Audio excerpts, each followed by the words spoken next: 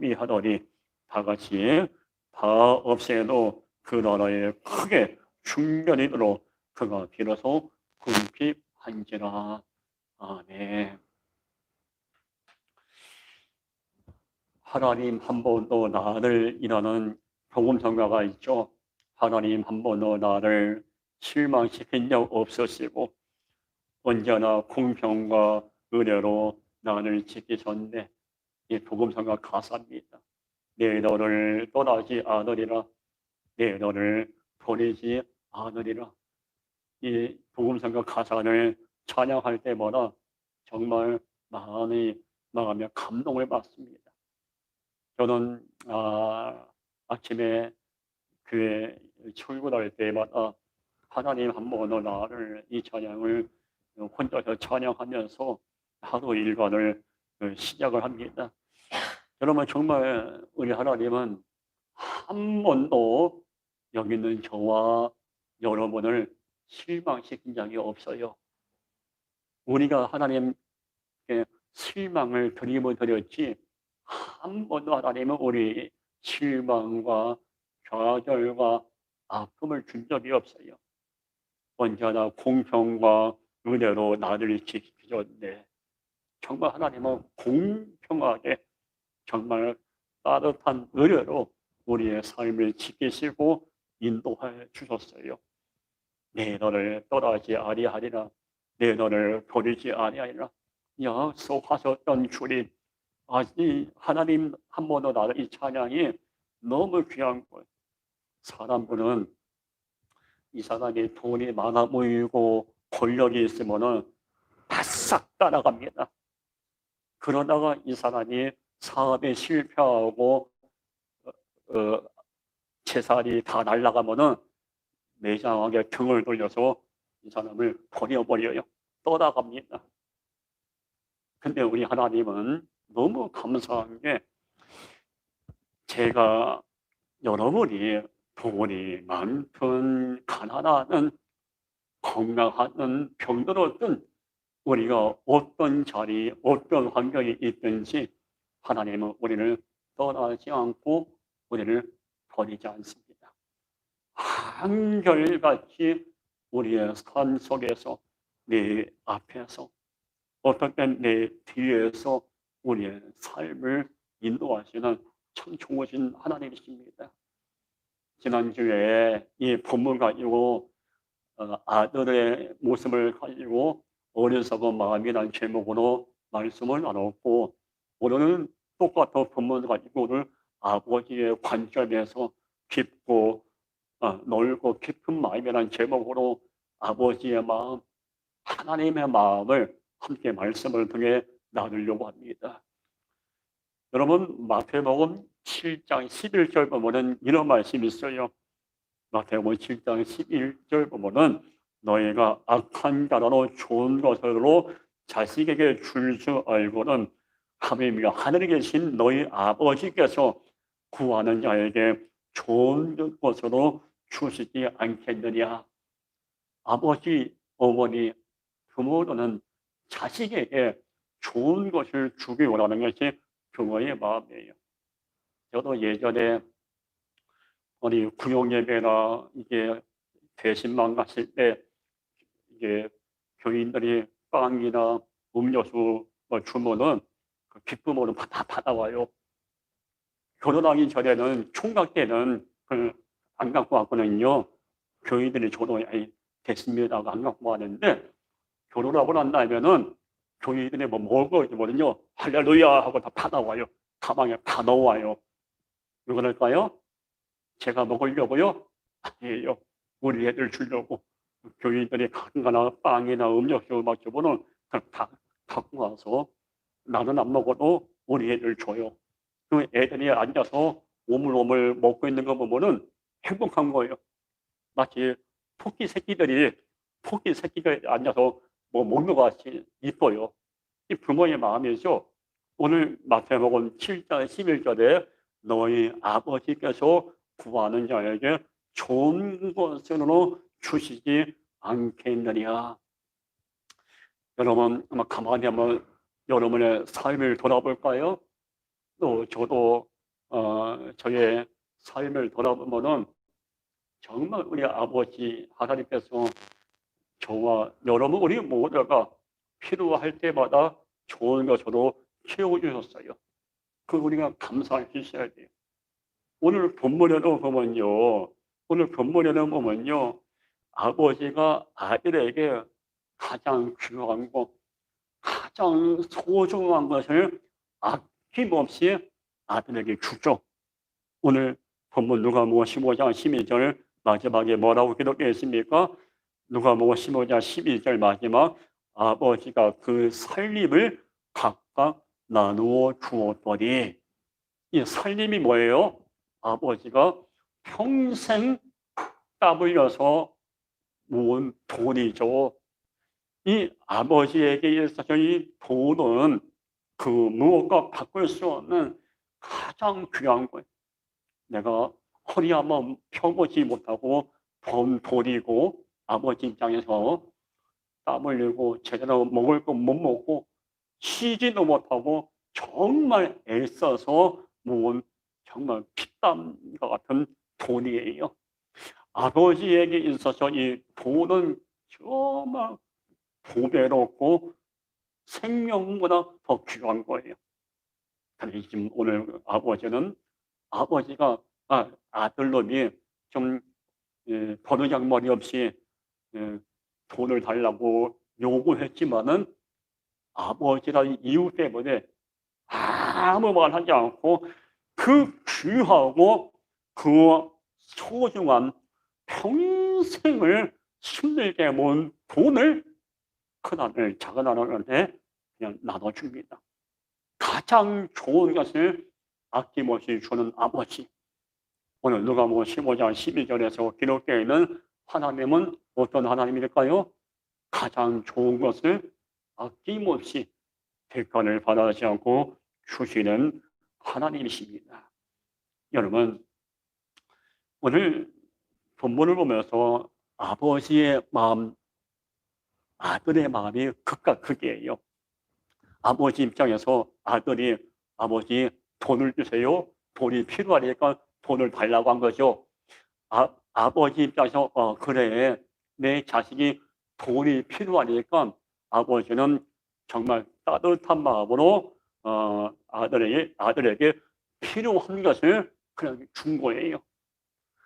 아버지는 부모는 자식에게 필요한 것을 대가를 받아야지 하고 그냥 주지만은 오늘 본문에 있는 둘째 아들은 한 번도 아버지가 무엇이 필요한지조차 생각하지 않은 거예요.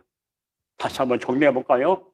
아버지는 자식에게 필요한 것을 주지만은 자식은 아버지가 무엇이 필요한지조차 생각하지 않은 거예요.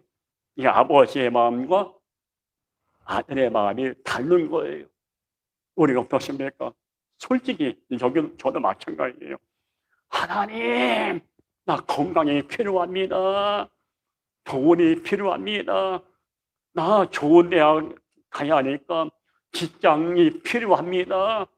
좋은 만남이 필요합니다. 얼마나 하나님께 내가 필요한 것을 요구합니까? 근데 하나님은 그때마다 아무 말 하지 않고 하나님의 때가 되면은 우리에게 필요한 것을 주셨어요. 근데 가만히 보면은 우리는 그렇게 하나님 이렇게 내가 이게 필요하고 이게 필요하고 그렇게 기도했는데 우리는 하나님이 내게 필요한 게 뭐가 있습니까? 라고 여쭤보고 기도한 적은 그렇게 많지 않아요. 하나님 내가 필요한 걸 주옵소서 난 기도는 많이 했지만은 하나님이 무엇을 원하십니까? 무엇이 필요하십니까? 그리고 하나님이 과연 나에게 무엇을 원하고 무엇이 필요할까 생각을 그렇게 많이 하지 않았어요. 정말 성숙한 그리스도인이라면은 물론 필요할 때 기도하는 건 너무 나쁜 거 아니에요. 당연히 하나님도 구하는 자에게 주신다고 말씀했기 때문에 필요할 때 기도하셔야 돼요. 그러나 그에 못지않게 하나님 무엇이 필요하십니까? 내 은사가 필요합니까? 너의 마음이 필요합니까? 나의 눈물이 필요하십니까? 너의 헌신이 필요하십니까? 그럼 하나님 필요하시면 내 은사와 내 눈물을 드리겠나이다. 이 단계까지 갈 수 있어야 돼요. 이게 성숙한 그리스도인입니다. 오늘 누가복음 15장 11절에 보면은 아버지는 가장 좋은 것을 아들이 필요한 것을 아낌없이 주었지만은 아들은 자기에게 필요한 것을 아낌없이 주셨던 아버지의 마음에 감사하지 않았어요. 당연하지. 아버지가 아들한테 돈 주는 건 당연하지. 오늘 본문에는 아들놈은 뻔뻔하게 당연하다고 생각한 거예요. 당연한 게 아닌데. 아버지, 힘들게 일해서 돈을 나에게 주셔서 감사해요. 이런 마음 갖지 않았어요. 여러분, 오늘 본문에 기록되어 있는 이 자식놈은 그렇게 많이 은혜와 사랑을, 넓고 깊은 아버지의 사랑을 받았지만은 단 한 번도 어떻게 내가 아버지 은혜에 보답할까 생각을 하지 않는 거예요. 시편 116편 12절 보면은 내게 주신 모든 은혜를 내가 여호와께 무엇으로 보답할까? 여러분, 우리가 우리의 삶을 가만히 돌아보면은 정말 여러분 기도 많이 하셨죠? 기도할 때마다 물론 아직까지 응답받지 못한 기도도 있겠지만은 응답받았다는 기도도 많이 계시잖아요. 그러면 가만히 볼 때 하나님이 내게 기도를 응답하신 그 은혜에 우리가 과연 얼마나 보답했고 얼마나 감사했는가. 이런 여러분 문제가 해결되기 위해서 간절히 기도하는 것도 중요하지만은 문제가 해결된 이후에 하나님 앞에 감사의 기도와 또 내 삶을 통해서 하나님께 보답하는 이 성숙한 신앙은 더 중요합니다. 고린도후서 9장 7절 보면은 각각 그 마음에 정한 대로 할 것이요 인색함이나 억지로 하지 말라 그랬어요. 고린도후서 9장에서 사도 바울은 고린도 교인들에게 헌금을 할 때 인색하고 억지로 하지 말라고 그랬어요. 근데 바울은 단순하게 헌금만 말하지 않았어요. 우리가 하나님 앞에 시간을 드리고 내 몸을 바쳐 충성할 때 인색하고 억지로 하지 말라는 얘기예요. 여러분, 아까 마태복음 7장 11절 너희 아버지께서 구하는 자에게 좋은 것으로 주시지 않겠느냐. 하나님은 좋은 것을 우리에게 주실 때 한 번도 인색한 마음으로 억지로 우리에게 주신 적이 없어요. 하나님은 풍성하게 우리에게 주셨어요. 근데 우리는 어때요? 너무 인색하고 억지로 충성하고 헌신할 때가 참 많아요. 이게 우리가 하나님 앞에 엎드려서 회개할 부분이에요. 제가 처음에 말씀드렸죠. 하나님 한 번도 나를 실망시킨 적 없었지고 언제나 공평과 은혜로 나를 지키셨네. 언제나 공평하게 우리에게 때에 따라서 우리의 삶을 인도해 주시고 정말 필요한 것을 채워주셨던 하나님의 넓고 깊은 사랑을 받았음에도 불구하고 우리는 여전히 마음이 인색해가지고 내 할 것 다 하고 시간이 남으면 교회 가서 예배드리고 내가 만날 사람 다 만나고 시간이 좀 남으면은 새벽기도 나오고 이게 인색한 거예요. 여러분, 우리의 신앙이 넓고 깊은 하나님의 사랑을 받은 자라면은 하나님의 마음을 품고 정말 그 은혜를 마음에 담고 어떻게 보답을 해야 할 것인가 이걸 가지고 기도할 수 있어야 돼요. 아까 아침 9시에 나와서 기도하는데 저는 이 성전을 보면서 너무 감사해요. 다 하나님의 은혜와 여러분의 기도로 성전이 예쁘게 꾸며졌잖아요. 특별히 아까 기도하면서 이렇게 성전을 예쁘게 꾸미실 때도 은혜를 베푸신 하나님의 은혜를 내가 어떻게 보답해야 할까? 그 생각하니까 마음이 뭉클한 거예요. 하나님의 은혜로 이 성전에 다 꾸며준 거예요. 정말 또 여러분의 눈물의 기도 때문에 여러분 정말 우리의 삶을 가만히 보면은요 하나님의 넓고 깊은 사랑 우리가 마음에 담아야 돼요. 그리고 오늘 누가복음 15장 20절 볼까요? 누가복음 15장 20절 보면은 이에 일어나서 아버지께로 돌아가니라. 아직도 거리가 먼데 아버지가 그를 보고 측은히 여겨 달려가 목을 안고 입을 맞추니. 오늘 본문에 기록되어 있는 아버지는 첫 번째 가장 좋은 것을 아낌없이 주는 아버지, 두 번째는 기다리시는 아버지입니다. 기다리는 아버지. 들깨놈이 아버지의 유산을 갖고 나가서 다 허락막상 쓰고 먹을 거 떨어지고 오갈 데 없을 때 아버지 집에 다시 돌아왔어요. 아버지는 자식이 짐을 나갈 때부터 아버지는 그때부터 자식이 돌아오기를 기다린 겁니다. 누가 15장 20절 마지막 보니까 그를 보고라는 말씀이 나와요. 그를 보고 누굴 본 거예요? 둘째 아들, 내 마음을 아프게 한 아들, 내 돈을 갖고 나간 아들, 그를 보고 알거지가 돼서 돌아온 아들을 기다리다가 그를 본 아버지가 달려가서 끌어안고 입을 맞추게 됩니다. 그러면 오늘 아버지는 왜 아들을 기다렸을까요? 이 자식만이야 다시 집에 오면 내가 그냥 다리 몽둥이를 부러뜨려야지. 내가 어떻게 보는데 그냥 이놈의 자식이 버르장머리 없이 아버지가 살아있는데 돈을 달라고 그래. 한번 뱀통을 내가 뭐 때려서 정신 차리게 해야지. 자식을 혼을 내고 자식을 훈계하기 위해서 기다렸을까요? 아니에요. 오늘 아버지는 자식이 돌아오면은 용서하고 그를 품어주기 위해서 기다린 거예요. 자식이 알거지가 되어 돌아왔지만은 다시 아들의 신분을 회복시켜 주기 위해서 아버지는 기다리고 또 기다리고 또 기다린 거예요. 하나님은 어떤 분인지 아십니까? 기다리시는 분이에요.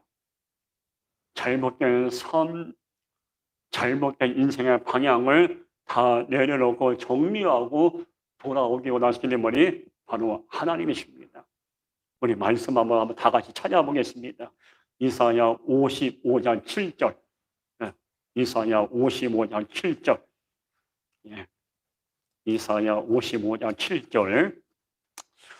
오늘까지만 여러분들 성경 찾아보시고 다음 주에는 이제 테레비 모니터를 통해서 제가 예전처럼 말씀을 띄워드리겠습니다. 이사야 55장 7절. 구약 1035페이지, 1035페이지, 이사야 55장 7절. 우리 다 같이 시작. 악인은 그에게를 불의한 자는 그의 생각을 버리고 여호와께로 돌아오라. 그리하면 그가 긍휼히 여기시리라. 우리 하나님께로 돌아오라. 그가 너그럽게 용서하시리라. 하나님은 여기는 저와 여러분이 다 돌아오기를 원하고 계십니다. 그러면 제가 이렇게 설교하면 나는 우상 숭배도 짓지 않고 음란한 죄를 범하지 않고 돌아갈 게 없는데 회개할 것이 없는데라고 말할 수 있겠죠. 근데 가만히 생각해 보면요, 어느 누구나 한 달 이상 오늘 이사야 55장 7절처럼 악한 길에서 불의한 생각을 버리고 아버지가 돌아올 것이 한 가지 이상 다 있어요. 내가 정리할 것, 내가 회개할 것 다 내려놓고 나를 기다리시는 아버지 앞에 돌아온다면은, 아버지의 품에 안긴다면은, 아버지 하나님은 그 자식을 더 품어줍니다. 여러분, 지금 여기는 저와 우리 모두 하나님이 원하시는 방향으로 가고 있는가? 여러분, 가만히 돌아봐야 돼요. 인생은 속도가 아니라 방향입니다. 빨리 가는 게 중요한 게 아니에요. 제대로 된 방향으로 가는 게 더 중요한 거예요.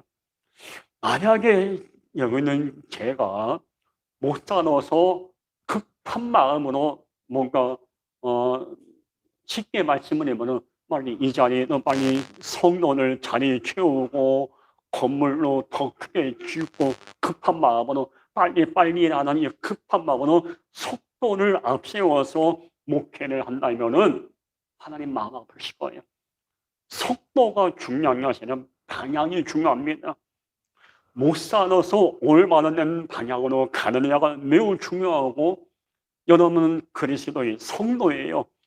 그리스도인으로서 제대로 된 방향으로 가고 있는가 중요해요. 그래서 내가 만약에 우리 모두가 하나님이 원하는 방향이 아니라 죄의 길, 또 악한 길로 가고 있다면은 더 늦기 전에 돌아서야 돼요. 어제 저녁에 CBS 기독교 방송을 제가 한 10시 좀 넘어서 CBS 기독교 방송을 보면서 정말 은혜 받았어요. CBS에서 토요일 날 10시 반에 올포원이라는 프로그램을 합니다. 목사님이 나오셔서 이제 간증하고 하는 내용인데, 어제 그 올포원이라는 프로그램에서 어느 목사님이 눈가에 눈물이 고이면서 말하는 거예요. 내가 목사인데 목사로서 본질을 잃어버리진 않았는가? 그래서 눈가에 눈물이 맺혀 있는, 그래서 목사의 본질을 잃어버리지 않았는가 생각하고 보니까 마음이 짠한, 그것을 어제 그 목사님이 간증하며 말씀하더라고요. 그 메시지 안에 뭐가 있죠? 이름이 있는 목사님이고, 그분은 대형교회 목사님이면 정말 그분 참 제가 어제 다시 봤어요.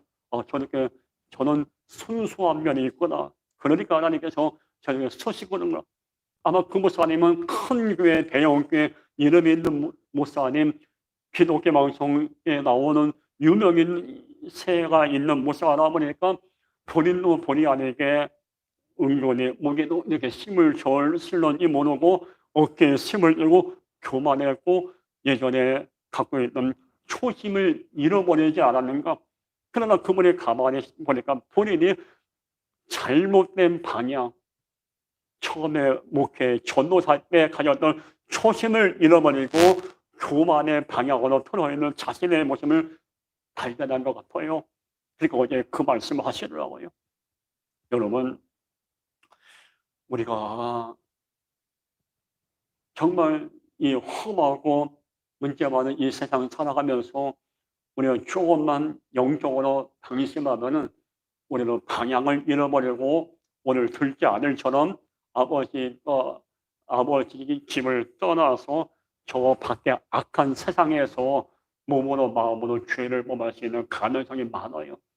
그래서 늘 깨고 있어야 돼요. 그리고 혹시나 내가 나를 볼 때 정말 하나님 앞에 부끄럽게 살아왔다면은 더 늦기 전에 하나님께로 돌아가야 돼요. 하나님께 돌아온다는 얘기 뭐예요? 죄를 회개하고 엎드리고 모든 것을 악한 것을 끊는 것. 하나님은 지금 우리가 모든 삶을 다 정리하고 돌아오기를 기다리고 계십니다. 기다리고 계세요. 한국교회가 여러분 소망이 있어요. 왜 소망이 있는지 아십니까? 우리 민족은 어려움이 참 많았어요. 그죠? 근데 어려움이 있을 때마다 국가가 위기를 만날 때마다 한국교회 목사님들이 주회장들과 여러분 같은 성도들이 나라와 민족을 위해서 눈물로 기도하고 두 손 높이 들고 회개하며 하나님께 돌아왔어요. 1907년도에 평양 장대영 교회에서 수많은 목회자들과 성도들이 나라와 민족에서 대집회하면서 회개했어요.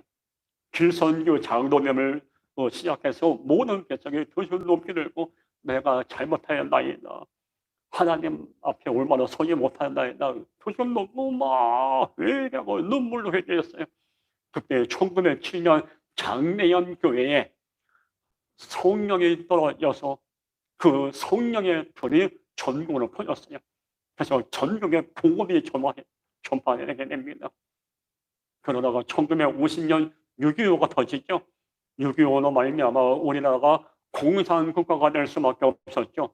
마지막 부산만 남아있는 그때 이승만 대통령님을 중심으로 국무위원들, 국회의원들, 목사님과 성도들이 초량교회에 모여서 부산에 있는 초량교회에 모여서 두 손 높이 들고 회개했어요. 저는 이승만 대통령 매우 역사적인 인물이라고 저는 긍정적으로 평가합니다. 나라가 전쟁이 나서 북한에 의해서 공산국가가 될 수밖에 없을 때 대통령이 먼저 국무위원들과 국회의원들 다 모시고 주회장들과 성도들과 함께 두 손 높이 들고 회개한다는 게 이게 얼마나 감동입니까? 대통령이 두 손 들고 회개하고 정치인들, 목사님들, 성도들이 부산 초량교에서 회개 운동하니 하나님께 돌아온 거예요. 용서를 구한 거예요. 그때 무슨 일이 일어났죠? 메가다 장군이 인천 상륙작전을 성공해서 우리가 공산국가가 되지 않았어요. 여러분 1988년 서울 올림픽 당시에 조용기 목사님과 돌아가셨지만 신형규 목사님이라는 우리 한국의 큰 어른이신데 조용기 목사님하고 신형규 목사님이 서울 여의도 광장에서 나라와 민족을 위한 대각성 집회를 했어요. 그때 저는 고등학교 3학년이었습니다. 그때 저는 극동방송 라디오를 통해서 그걸 들었어요. 어린 나이였지만 너무 은혜 받았어요. 조용기 목사님과 신영규 목사님이 30분 나눠 설교하면서 설교했어요. 이 나라가 살기는 두 손 높이 들고 회개하고 하나님께로 돌아가야 합니다. 그래야지 삽니다. 고등학교 3학년이었던 저가 그 메시지를 듣고 너무 충격과 도전을 받았어요. 죄를 회개하고 불신을 회개하고 의심을 회개하고 하나님을 올바라 바라지 못하고 예배를 게으리 여기고 아버지 앞에 엎드리지 못하고 다 회개하시다. 신영규 목사님이 막 선포할 때 여의도 광장에 모여있는 수많은 사람이 두 손 넘기고 회개했어요. 우리 민족은 그런 민족이에요. 근데 안타까운 거는 그 다음부터 1988년 여의도 광장 이후에 물론 여의도 광장에 다시 모이시는 광장은 없어졌지만은 그런 대각성 집회가 한국에 다시 일어나지 않고 있다는 게 안타까운 거예요. 저는 기도 제목은 여의도 광장은 지금 다 없어졌거든요. 그분은 어디서 광화문 광장에서 정치적인 집회가 아니라 광화문 그 광장에서 온 백성들이 대통령과 함께 이 나라와 민족을 위해서 회개 운동하고 서로 축복을 필요하시고 광화문 집회 광장에서 정치적인 집회가 아니라 정말 하나님만에 올바로 매달리는 이런 영적 집회를 대각성 집회를 벌리면 얼마나 좋을까? 이걸 가지고 기도하고 있어요. 하나님은 우리 민족이 돌아오길 기다리고 계신 분이에요. 요나가 풍랑을 만나고 난 다음에 뭐라고 고백합니까? 요나서 1장 12절에 이 큰 폭풍을 만난 것이 나 때문인지 내가 아노라라고 요나서 1장 10절에 기록되어 있어요. 우리 민족이 풍랑을 만났어요. 코로나의 풍랑, 경제의 풍랑, 가정의 풍랑을 만나요. 누구 때문일까요? 너 때문이 아니에요. 나 때문이에요. 1907년도 또한 1950년도 부산 천안 1907년 평양 장대교회 1950년 부산 천안교회 1988년 여의도 강양에서 우리 믿음의 선배들은 너 때문이야 너 때문이야 그러지 않았어요. 나 때문입니다. 내가 나라와 민족을 기도하지 못했으면 나 때문입니다. 두 손으로 들고 회개했어요. 그때 하나님이 불쌍히 여겨서 우리 민족의 어려움을 이겨내게 하셨어요. 우리 여기는 저와 여러분 기다리시는 아버지 앞에 늦기 전에 돌아가야 돼요. 세 번째, 오늘 본문에 기록된 하나님은 아버지는 어떤 아버지입니까?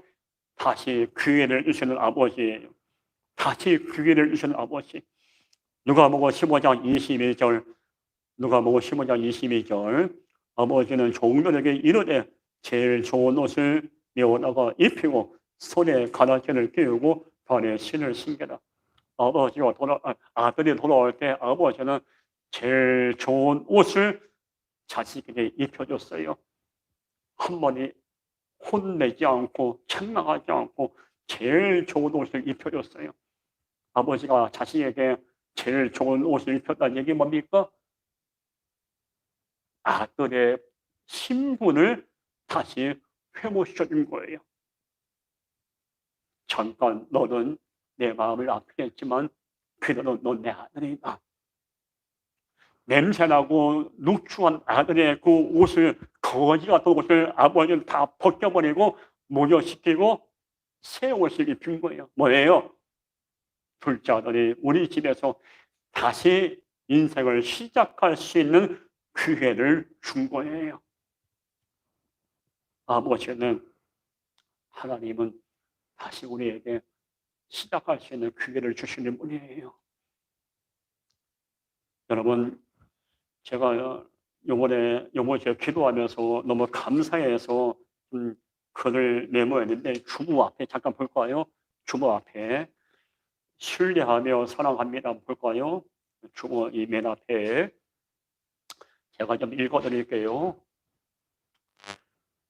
작년 9월에 개척을 하면서 많은 계획을 세웠습니다. 성격이 워낙 대충하는 타입이 아니기에 꼼꼼하게 무엇을 준비하며 어떻게 진행할 것인지 계획서를 만들어 놓았습니다. 그러고 1년이 지난 지금 돌이켜보면 내가 세운 계획대로 된 것은 하나도 없었습니다. 그렇게 세밀하게 날짜까지 세워놓은 목표들도 이루어지지 않았습니다. 그런데 가만히 생각해보니 내가 생각하고 계획한 대로 된 것은 없지만 하나님이 계획하시고 이루어지신 것들이 참 많다는 것을 깨닫게 되었습니다. 하나님은 내가 정한 날짜에 응답하지 않으시고 하나님이 정하신 때에 역사해 주셨습니다. 내가 세운 계획보다 더 완벽하게 다른 방법으로 이루어 주셨습니다. 오늘 다시 한번 잠언 20장 9절을 마음에 품습니다. 우리가 아무리 계획을 세운다 해도 걸음을 인도하시는 하나님이 은혜를 베풀어 주시지 않는다면 아무 의미가 없다는 것을 기억해야 할 것입니다. 내가 세운 계획보다 더 완벽하게 이루어 주신 하나님, 내가 정한 날짜를 초월하여 하나님의 은혜의 문을 여시는 하나님, 내가 그린 청사진보다 새로운 청사진을 제시하시는 하나님, 그 하나님을 신뢰하며 사랑합니다. 저는 작년에 10월달, 11월달에 창립 예배 드리고 그 안에 건물 다 꾸미고 그런 다음에 올 1월달부터 전도지 만들어서 한강고등학교, 성동초등학교 이 동네 전도지하고 전도하고 노방연도하고 이장관, 이발소, 이영민이 다 돌면서 전도 계획을 세웠었어요. 근데 제가 세운 계획 따로 하나도 된 건 없어요. 거기다가 요즘도 코로나 때문에 그렇게 전도해도 이제는 사람들이 더 의만하는 시대가 되어버렸어요. 근데 내가 세운 계획은 안 됐지만은 가만히 보면 그러니까 하나님은 다른 방법으로 저의 삶을 인도하고 계시고 다시 시작할 수 있는 기회를 예배의 높으심을 깨닫게 되었습니다. 여러분, 여러분의 계획을 세우고 여러분의 뭔가 날짜까지 정해놓고 목표를 정해놨는데 그것이 안 됐다고 해서 안 된 게 아니에요. 하나님은 여러분의 세운 계획보다 여러분의 세운 그 목표한 날짜를 초월해서 하나님이 정하신 때, 하나님이 정하신 그 시간에 여러분의 계획을 이루어주시고 다시 시작할 수 있는 은혜를 베풀어 주실 거예요.